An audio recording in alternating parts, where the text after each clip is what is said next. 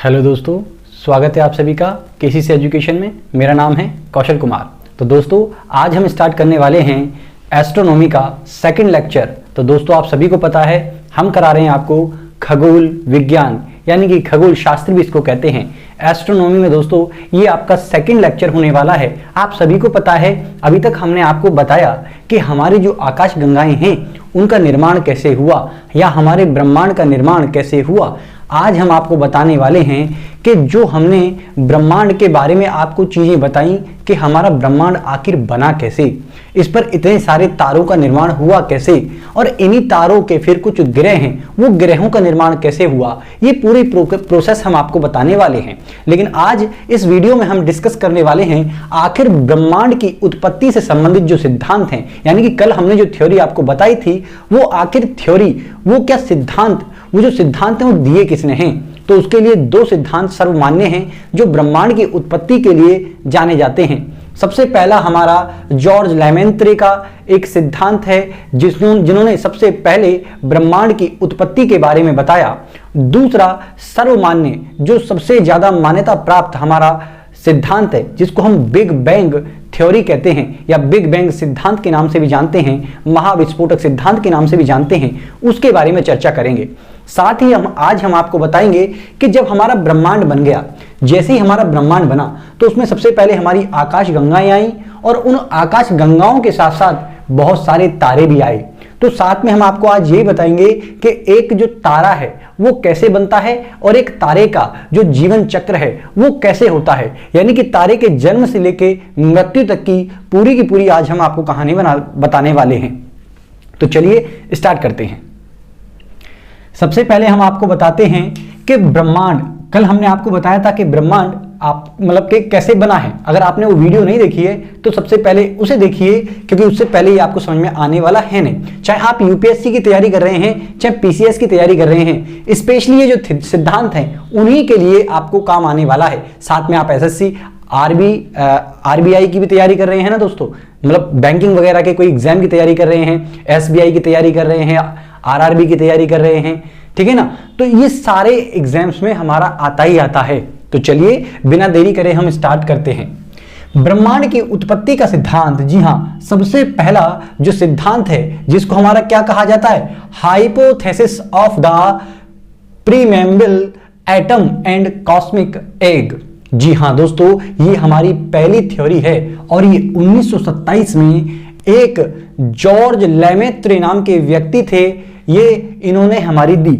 ये बेल्जियम के रहने वाले थे, यूरोपीय कंट्री के, ये एक देश है बेल्जियम, तो यूरोप में हमारा ये रहते थे।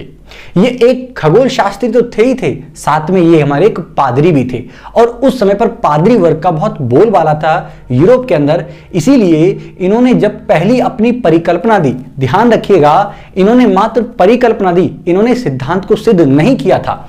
तो परिकल्पना इन्होंने क्या करी, इन्होंने परिकल्पना दी कि इन्होंने बताया कि ये हमारा कोई एक ब्लैक होल था। जी हां, उन्होंने बताया कि कोई एक हमारा क्या था, ब्लैक होल था। जैसे कि हमने आपको कल भी हमारे पूरी की पूरी वीडियो में बताया था कि एक ब्लैक होल था और इस ब्लैक होल में अचानक से विस्फोट हुआ जिससे कि आज पूरा का पूरा जो आप ब्रह्मांड देख पाते हैं उस ब्रह्मांड का निर्माण हुआ। इनके अनुसार ऐसा माना जाता है, कोई दिक्कत है तो बताइए फास्ट। इनका मानना था कि जो ब्लैक होल था ना, इसका घनत्व, इसकी डेंसिटी बहुत ज्यादा थी जिसके कारण आज हमारा ब्रह्मांड इतना बड़ा आपको दिखाई दे रहा है। कोई दिक्कत है तो बताइए फास्ट। चलिए ये जो घटना घटित हुई थी ये 15 अरब साल पहले हुई थी और इनके द्वारा जो थ्योरी दी गई इसी को नाम दिया गया हमारा hypothesis of the primeval atom या कॉस्मिक एग, इस थ्योरी का नाम है। तो प्लीज इसको याद रखिएगा क्योंकि ये कई बार प्रश्न पूछे जाते हैं। अब हम बता रहे हैं आपको सबसे बड़ी थ्योरी जो किसने दी थी, एडविन हब्बल नाम के एक खगोल शास्त्री थे, इन्होंने दी थी। एडविन हब्बल ने 1929 में इनके 2 साल बाद एक थ्योरी दी जिस थ्योरी को नाम दिया जाता है बिग बैंग सिद्धांत या बिग बैंग थ्योरी। कभी कभी इसको बीबीटी भी कहते हैं। क्या कहते हैं, बीबीटी भी कहते हैं, हमारा बीबीटी। चलिए हिंदी में इसको महाविस्फोटक सिद्धांत कहते हैं और इन्होंने हमारा ये बताया कि हमारा जो ब्रह्मांड है वो आज भी लगातार फैलता जा रहा है, लगातार उसका आकार बढ़ता जा रहा है। और ये बात कब सिद्ध हुई? इन्होंने 1929 में ये बात बता दी थी, लेकिन 1990 में ये बात तय हो गई, ये बात पता चली कि सच में हमारा जो ब्रह्मांड है ना, उसका विस्तार हो रहा है, वो फैल रहा है। कैसे पता चला? तो एक हमारा HST नाम की क्या हमारा दूरबीन की खोज की गई और उस दूरबीन को अंतरिक्ष में छोड़ा गया, मतलब हब्बल स्पेस टेलीस्कोप। एक हमारी दूरबीन थी हब्बल अंतरिक्ष दूरबीन, जिसको नाम दिया गया था। उसी दूरबीन को इन्होंने अंतरिक्ष में भेजा और अंतरिक्ष में जब ये स्थापित की गई ना 1990 में, तो लोगों ने ये सच में महसूस किया, कुछ तस्वीरें देखी गई, कुछ ऐसे सिंबल देखे गए, उनकी चर्चा अभी करेंगे, जिससे ये पता चला कि सच में हमारे ब्रह्मांड क्या हो रहा है? बढ़ रहा है, फैल रहा है। क्यों? क्योंकि दो तारों के बीच की दूरी, दो ग्रहों के बीच की दूरी, उपग्रहों के बीच की दूरी, आकाश गंगाओं के बीच की दूरी लगातार बढ़ रही है। अब ये कैसे सिद्ध किया, इसको समझते हैं। जब ये भाई साहब ने ये बात बता दी ना, तो एक डॉपलर का नियम होता है। जी हाँ, एक डॉपलर साहब थे हमारे, और इन्होंने एक ध्वनि के लिए, जी हाँ, फिजिक्स में जब आप पढ़ेंगे तो फिजिक्स में डॉपलर इफेक्ट पढ़ेंगे आप, ठीक है ना। तो ये ध्वनि का सिद्धांत दिया, लेकिन बाद में इसको जल और प्रकाश के ऊपर भी लागू किया गया। तो डॉपलर साहब का जो सिद्धांत था ना, जो डॉपलर इफेक्ट था, उसके अनुसार देखा जाए तो फिजिक्स का सिद्धांत कुछ ऐसा था कि डॉपलर इफेक्ट ऐसे होता है कि जब कोई चीज हमारे नजदीक आती है तो उसका साउंड बढ़ता है, और जब कोई चीज मतलब दूर जाती है तो उसका साउंड क्या होगा? घटेगा। ऐसे करके समझिए कि कोई चीज अगर हमारे नजदीक है या हाई, मतलब कि जो उसकी एनर्जी ज्यादा रहती है, तो उसमें क्या रहता है? उसकी जो वेवलेंथ होंगी वो छोटी होंगी, लेकिन जैसे जैसे वो दूर जाती जाएगी ना, उसकी वेवलेंथ क्या होती जाएंगी? बढ़ती जाएंगी। जैसे समझने का प्रयास कीजिएगा, गाड़ी की आवाज आप सबने देखी है, कोई गाड़ी आ रही है, मतलब ये जो यहां पास आने के बाद जो साउंड एकदम से क्रिएट हो रहा है ना, इसका मतलब यहां पर वेवलेंथ कैसे हैं? बहुत छोटी हैं, इसलिए साउंड बहुत इंक्रीज हो गया है। और जैसे जैसे वो दूर जा रहा है, वेवलेंथ क्या हो रही है? वो बढ़ती जा रही हैं। तो यही था हमारा डॉपलर का इफेक्ट। लेकिन इस डॉपलर के इफेक्ट को साउंड के साथ साथ अब हमारा प्रकाश के लिए भी प्रयोग किया जाने लगा। और इसी डॉपलर के इफेक्ट में दो चीजें थी, एक तो रेड शिफ्ट और एक आपका ब्लू शिफ्ट। तो ब्लू शिफ्ट इफेक्ट और एक आपका रेड शिफ्ट इफेक्ट। ये क्या होता है? अगर कोई वस्तु हमसे, यानी कि कोई भी रंग जब हमसे दूर जाता है, प्रकाश दूर जाता है, तो क्या होगा? उसका जो हमारा रेड कलर है वो हमारा क्या होगा? खिंचेगा, यानी कि उसकी जो तरंग धैर्य है उसमें खिंचाव आएगा। आई होप आपको क्लियर होगा। आपकी स्क्रीन पे भी दिखाई दे रहा होगा अगर आप इसको ठीक से समझ पा रहे हैं तो। ठीक है, चलिए आगे बढ़ते हैं। और दूसरी चीज हमारा क्या? Blue shift. ब्लू शिफ्ट मतलब ब्लू रंग का हमारा क्या होगा? फैलाव होगा, और जो रेड रंग है हमारा वो क्या हो जाएगा? वो हमारा सिकुड़ जाएगा। आई होप आपको ये बात क्लियर हुई होगी। चलिए इसको एक चीज करके और समझ सकते हो आप, जैसा कि मैंने अभी बताया आपको कि कोई भी चीज, यानी कि कोई भी हमारा तरंग धैर्य है, जब क्या होगा? दूर जाएगा। जो कोई किसी ऑब्जेक्ट से कोई भी तरंग धैर्य जब क्या हो जाती है? तरंगें दूर जाती हैं तो उनके बीच की दूरी बढ़ जाती है, जबकि कोई नजदीक आएगी तो इनके बीच की दूरी क्या हो जाएगी? कम होगी। कोई ऑब्जेक्ट हमारे पास आएगा तो वो सिकुड़ेगा ना, और कोई दूर जाएगा तो क्या होगा? फैलेगा। इसको आप एक स्प्रिंग की तरह देखिए। स्प्रिंग देखिए ना, कि अगर स्प्रिंग को खींचोगे तो उनके स्प्रिंग के दो बीच की दूरी है ना, वो क्या हो जाएगी? बढ़ेगी। जबकि आप उसको ऐसे करके अंदर को दबाओगे तो स्प्रिंग के बीच की जो दूरी है वो कम होगी। यही था हमारा डॉपलर साहब का इफेक्ट। और इसी बात से ये प्रूव हो गई कि हाँ जी, हमारे ब्रह्मांड का लगातार विस्तार हो रहा है। ऐसा क्यों? ऐसा इसलिए क्योंकि हमने हमारी मंदाकिनी में कई तारे और हमारी जो दूसरी गैलेक्सी हैं, जैसे देवयानी, हमारी नजदीकी जो गैलेक्सी है देवयानी, इनमें हमने रेड शिफ्ट जो डॉपलर इफेक्ट था इसको देखा। तो इससे ये बात सिद्ध हो गई कि दो आकाश गंगाओं के बीच की जो दूरी थी वो लगातार बढ़ती जा रही है। इसीलिए हमारा ब्रह्मांड का विस्तार लगातार जारी है। एक चीज और साथ में, कुछ लोगों ने, कुछ विद्वानों ने, कुछ खगोल शास्त्रियों ने यह भी देखा कि हर साल जो हमारा चंद्रमा है ना, वो हमारी पृथ्वी से 1 से 2 सेंटीमीटर दूर खिसक जाता है।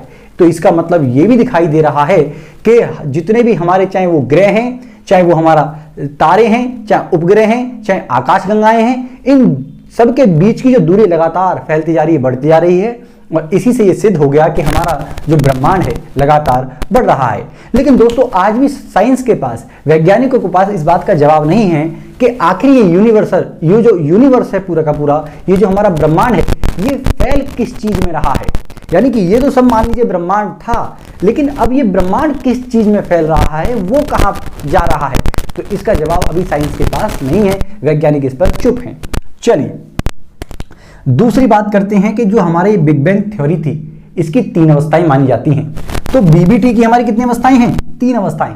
ये जो बिग बैंग थ्योरी या बिग बैंग की घटना घटित हुई, ये 3 चरणों में घटित हुई। सबसे पहला पॉइंट ये कि कोई एकांकी, यहां आप ये देख रहे हैं चित्र डायग्राम, तो एकांकी परमाणु था यहां पर। एकांकी परमाणु मतलब जितने भी गैस के तत्व थे, जितने भी धूल के कण थे, ये सब कहां पर आ गए? ये सब के सब एक ही पॉइंट पर आ गए और इस एक पॉइंट को सिंगुलैरिटी का नाम दिया गया, एकांकी कहा गया। और इसमें ज्यादा ताप बढ़ा, दाब बढ़ा, घनत्व बढ़ा और गुरुत्वाकर्षण बल के कारण ये अपने सेंटर में इकट्ठे होने लगे सारे के सारे पदार्थ। और पहली अवस्था में ऐसा हुआ, ठीक है ना, कि सारे पदार्थ एक ही सेंटर पॉइंट पे आके केंद्रित हो गए। दूसरी अवस्था में किसी अज्ञात शक्ति के द्वारा इसमें अचानक विस्फोट हो गया और ये फट गया। और ये जो विस्फोट था वो ऐसा विस्फोट बिल्कुल भी नहीं था जैसा आप परमाणु बम का विस्फोट सोच रहे हैं या ब्लैक होल जैसा कोई विस्फोट सोच रहे हैं। ऐसा कोई विस्फोट नहीं था। बिग बैंग थ्योरी के अकॉर्डिंग ऐसा माना जाता है कि ये विस्फोट ऐसा था कि मान लीजिए जैसे आपने बूंदी का लड्डू देखा है, तो बूंदी का कोई बहुत बड़ा लड्डू था और उस लड्डू के अंदर भी छोटी छोटी बूंदी चिपकी हुई थी, तो वो ऐसे करके चिपकी हुई थी और ये ब्लास्ट जैसे किया तो बूंदी के वो जो छोटे छोटे टुकड़े थे ना, वो पूरे के पूरे ब्रह्मांड में फैलने लगे और वही कण बन गए आगे चल के। तो दूसरी अवस्था में क्या हुआ कि इसमें हमारा क्या हो गया, अज्ञात शक्ति से विस्फोट हुआ और विस्फोट होने के बाद 1 सेकंड में हमारा पूरा ये विस्फोट की जो घटना थी अचानक 1 सेकंड में, और पूरे ब्रह्मांड का निर्माण 3 सेकंड के अंदर हो गया, 3 मिनट के अंदर हो गया। ये जितना भी बड़ा ब्रह्मांड आप देख रहे हैं 3 मिनट के अंदर मात्र बन गया। और तीसरी अवस्था में बताया जा रहा है कि तीसरी अवस्था में बताते हैं बिग बैंग थ्योरी कि भैया ये लगातार फैलता जा रहा है और लगातार फैलता गया तो अचानक से क्या हुआ, इसके टेम्परेचर में कमी आई। और कितने कमी आई? 4500 डिग्री केल्विन की। जी हां, 4500 डिग्री केल्विन जो तापमान था वो अचानक से गिरा, क्योंकि जब कोई भी चीज फैलती है तो तापमान कम होगा और जब तापमान कम होगा तो चीजें ठंडी होंगी और जब चीजें ठंडी होंगी तो उन्हीं से कण बनने लगे, इन्हीं से तारे बने और इन्हीं से चल के हमारा पूरा का पूरा आकाशगंगाएं और आज जितना भी बड़ा मतलब आप ब्रह्मांड देख रहे हैं और जितने भी तत्व उसमें देख रहे हैं सब इसी परिघटना का क्या था, परिणाम था। आई होप आपको ये पूरी की पूरी बिग बैंग की थ्योरी समझ में आई होगी। नहीं समझ में आई है तो आप देख लीजिएगा डायग्राम के थ्रू कि सिंगुलैरिटी एक ही जगह पर सारी की सारी चीजें यानी कि गैसें केंद्रित हुई, इनमें विस्फोट हुआ, विस्फोट होने से हमारी आकाश गंगाओं का निर्माण हुआ और अचानक आप स्टेज बाय स्टेज देख रहे हैं कि लगातार हमारी आकाश गंगाओं में क्या होती जा रही है, दूरी बढ़ती जा रही है, फैलाव होता जा रहा है। आई होप आपको ये क्लियर हुआ होगा। तो चलिए अब समझते हैं हमारे क्या तारे का निर्माण कैसे होता है। तो मैंने पहले ही बताया कि कोई भी हमारा क्या है, ये गैस निकली थी ना सारी की सारी, अरे यहां से गैस निकली थी विस्फोट होने के बाद, तो सबसे पहले कोई भी जो चीज रहती है, तारा रहता है, वो किसमें रहता है, गैसीय अवस्था में रहता है। लेकिन वो कैसी गैस रहती है कुछ नहीं पता रहता, क्योंकि मिक्स गैस रहती हैं, हल्की गैसें होती हैं, इसलिए इनको विरल गैस कह देते हैं। क्या कह देते हैं, विरल गैस। तो सबसे पहले ये विरल गैस रहती हैं और इन विरल गैसों के अंदर क्या रहता है, जो इलेक्ट्रॉन प्रोटॉन होते हैं वो आपस में एक दूसरे के कणों को आकर्षित करते हैं। इलेक्ट्रॉन प्रोटॉन यानी कि परमाणु के कण आपस में क्या होते हैं, अट्रैक्ट होते हैं ग्रेविटी फोर्स के कारण और उनमें घर्षण बल पैदा होता है और घर्षण के कारण ऊष्मा निकलती है और ऊष्मा के कारण ये सारी की सारी चीजें यहां पर कोई ना कोई डेंस पॉइंट तो होगा ना, सेंटर पॉइंट, इधर की ओर भागने का प्रयास करती हैं, तो इनमें एक सर्कल सा बन जाता है। क्या करता है, ये इधर भाग रही है, इधर भाग रही है, इनमें गति होती है और गति से लगातार ये चक्र का रूप ले लेते हैं और गति बढ़ने से क्या होगा, और घर्षण बल बनेगा। घर्षण बल, जो घर्षण बल है उसके बढ़ने से इसमें ऊष्मा पैदा होती है और ऊष्मा से फिर लाइट आने लग जाती है, प्रकाश आने लगता है। और ये प्रकाश क्यों आता है? प्रकाश इसलिए आता है क्योंकि इसके अंदर हीलियम गैस थी और हीलियम के नाभिक में क्या होता है? फ्यूजन होता है। जी हां, हीलियम के जो नाभिक परमाणु हैं उनके अंदर क्या हो जाएगा? आपस में संलयन होगा, फ्यूजन होगा और उससे वो हीलियम में कन्वर्ट होगा। और हीलियम ही तो किसी तारे का क्या है? ईंधन है। और वो ईंधन जलने लगता है जिससे ये तारा हमारा चमकने लगता है। जैसे हमारा सूरज चमक रहा है वैसे ही हमारा तारा चमकने लगता है। तो इस तरीके से तारे का निर्माण हो जाता है। तो विरल गैस थी, विरल गैस में क्या हुआ? गति हुई, गति के कारण घर्षण बल और घर्षण बल से ऊष्मा निकली। हीलियम के परमाणु टकराए आपस में और क्या बना? हीलियम में कन्वर्ट हुआ, हाइड्रोजन के परमाणु टकराने से तो हाइड्रोजन हीलियम में कन्वर्ट हुई और जैसे ही हाइड्रोजन हीलियम में कन्वर्ट हुई तो ईंधन मिल गया इसको और ईंधन मिल गया तो जलना प्रारंभ हो गया, लाइट बन गया, प्रकाश बन गया और इस तरीके से हमारा ये तारे का निर्माण हो गया। और जैसे ही तारे का निर्माण हुआ तो ये तारा भाई एक उम्र तो होगी इसकी भी, कई अरबों वर्ष बाद क्या होता है? इसमें लगातार जो हीलियम मतलब हाइड्रोजन है वो हीलियम में कन्वर्ट होता रहता है और हीलियम लगातार जलता रहता है। और ऐसे ही एक दिन ऐसा तो आएगा ना कि हीलियम खत्म होगा। तो जब इसका ईंधन खत्म होने पर होता है तो ये बहुत बड़े आकार का हो जाता है। क्या हो जाता है? ये बहुत बड़े आकार का होने लग जाता है। और बहुत बड़े आकार का होने के टाइम पर क्या होता है? इसमें लगभग 90% ईंधन समाप्ति पर होता है, इसलिए इसको लाल दानव कहते हैं। क्या कहते हैं? लाल दानव। अब सारे तारे ऐसे ही मतलब इसी प्रक्रिया से गुजरते हैं, चाहे तो वो छोटे तारे होंगे और चाहे वो बड़े तारे होंगे। छोटे तारे किसे कहेंगे और बड़े तारे किसे कहेंगे? क्योंकि देखो हम तो, हमारे सबसे नजदीक तारा कौन सा है? सूरज। तो हम सूरज के अनुमान के आधार पर ये बताते हैं कि बड़ा तारा कौन सा होगा और छोटा तारा कौन सा होगा। जो सूरज से 1.44 गुना छोटा होगा उसे छोटा तारा कहते हैं और जो सूरज से लगभग 1.5 गुना यानी कि 1.44 गुना क्या होगा हमारा? बड़ा होगा, उसे बड़ा तारा कह देंगे। चाहे तो छोटा तारा हो और चाहे बड़ा तारा हो, तीनों अवस्थाओं तक तो आएगा। लाल दानव बनता है, लेकिन लाल दानव बनने के बाद जो छोटे तारे होते हैं वो क्या बन जाते हैं? जब उनका 95% हीलियम खत्म हो जाता है या जल जाता है तो उनका रंग कैसे होने लग जाता है? व्हाइट। इसे इसको क्या कह देते हैं? हमारा क्या? श्वेत बामन।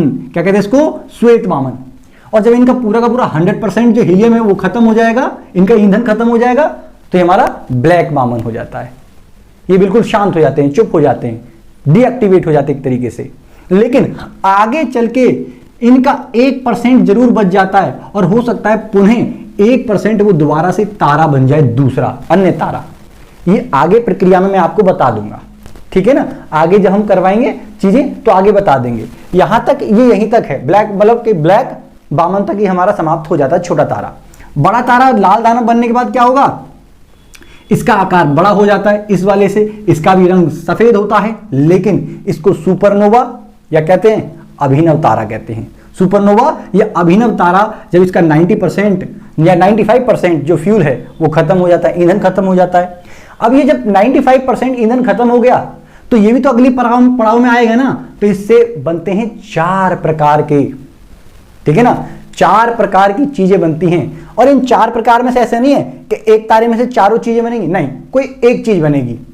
या तो वो ये बनेगा, यानी कि अगर ये इसका 90% अभिनव तारे का ईंधन खत्म हो गया तो अगली अवस्था में अगर ये सबसे बड़ा तारा बना, अगर ये सबसे बड़ा तारा बना तो ये कौन सा तारा बनेगा? न्यूट्रॉन तारा। क्या बनेगा? न्यूट्रॉन तारा। न्यूट्रॉन तारा क्यों? क्योंकि इसके इलेक्ट्रॉन और प्रोटॉन ही खत्म हो चुके हैं, ईंधन ही खत्म हो चुका है, तो न्यूट्रॉन हो चुका है बिल्कुल, ठीक है। फिर है हमारा, अगर मान लीजिए ये नहीं बना तो फिर ये बनेगा प्लेसर तारा। और प्लेसर तारा क्या होगा? इसके आकार से छोटा होगा और आकार में छोटा होगा तो इसकी गति भी ज्यादा होगी। तीसरी अवस्था में मान लीजिए कि तीसरा ये बन सकता है क्वेसर, या तो ये बनेगा या फिर क्वेसर बनेगा, ये इससे छोटा होगा। इतना ही अंतर है, ठीक है ना? और इसकी गति इससे भी ज्यादा होगी। और चौथी अवस्था में मान लीजिए वो ब्लैक, जी हां, ब्लैक होल बन सकता है जो कि सबसे छोटा होगा लेकिन इसका घनत्व सर्वाधिक होगा, सबसे ज्यादा घनत्व का होगा ये। आई होप आपको ये पूरी की पूरी प्रक्रिया समझ में आई होगी। नहीं आई है तो मैं एक बार फिर बता रहा हूं। सबसे पहले विरल गैस हैं और गैसों में चक्रण से क्या बनेगा? हमारा हाइड्रोजन हीलियम में कन्वर्ट होगा और हमारा क्या बनेगा, ईंधन बनेगा, जिससे प्रकाश आता है। और प्रकाश बनने से क्या हो जाएगा, ये तारा बन जाएगा। और तारा बनने के बाद जब इसका फ्यूल 90% खत्म हो जाएगा तो ये लाल दानव बन जाएगा। और लाल दानव बनने के बाद छोटे तारे क्या बन जाएंगे, श्वेत बामन, और उसके बाद ब्लैक बामन। और बड़े तारे क्या बनेंगे लाल दानव बनने के बाद, अभिनव तारा या सुपरनोवा। और इसके बाद या तो न्यूट्रॉन तारा, प्लेसर तारा, क्वीसर तारा या फिर ब्लैक होल। इन चारों में से कोई एक बन जाएंगे। आई होप आपको क्लियर हुआ होगा। देखिए जरा फास्ट, अब कुछ फैक्चुअल बातें समझ लीजिए कि जो हमारी एक आकाश गंगा होती है, हमारी जो एक आकाश गंगा है उसमें कितने तारे होते हैं, 100 अरब तारे होते हैं, ठीक है ना।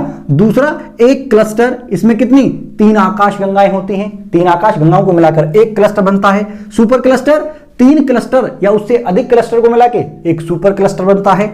और ब्रह्मांड, कई सारे सुपर क्लस्टर को मिला के ब्रह्मांड बनता है। लेकिन क्या आपको पता है एक ब्रह्मांड में 1 अरब आकाश गंगाएं हैं। आप अंदाजा लगाना, आप पूरे ब्रह्मांड में कितना है हमारा, 1 अरब आकाश गंगाएं हैं या उससे अधिक हैं। और सूर्य से जो निकट के तारे हैं, मतलब सूर्य के जो नजदीक वाले तारे हैं ना, और जो ग्रुप में तारे पाए जाते हैं, निकटतम तारों क्या कहते हैं, नक्षत्र। और हमारे टोटल कितने नक्षत्र हैं, 27 नक्षत्र हैं, जिनके ऊपर हमारा पूरा का पूरा ज्योतिष विज्ञान आधारित है। इसके बारे में भी हम आपको जानकारी देंगे। चलिए, साथ में हमारा क्या है, सूरज से दूर स्थित जो तारे हैं, जो निकटतम है उनको तो नक्षत्र कहते हैं, और जो दूर स्थित तारे हैं उनके ग्रुप को क्या कहते हैं, तारामंडल। और तारामंडल कितने हैं, 89। कोई दिक्कत है तो बताओ फास्ट। अब देखते हैं कि जो हमारा तारा है ये 2 गति करता है। एक तो ये अपनी कीली पे घूम रहा, अपनी धुरी पर घूम रहा है, ऐसे करके घूम रहा है, ऐसे करके घूम रहा है।